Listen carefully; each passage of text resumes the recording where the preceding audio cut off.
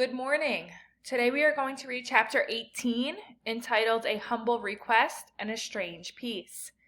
Let's first preview some vocabulary words that you will see in the chapter. The first word is reconciliation. That means reuniting. The next word is authoritative. That is able to be trusted as being accurate or true or reliable.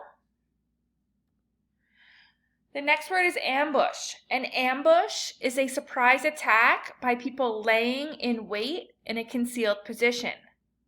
So you can see the people in the picture are hiding and waiting to attack. Next, we have the word torrential. That is rapidly falling rain. You may have heard of torrential downpours when it is raining very hard. Next, we have the word convert. That means to cause to change in form, character, or function. So you can take a look at the example here. The PDF form is being converted into either a Word, PowerPoint, or Excel worksheet. And lastly, we have the word futile.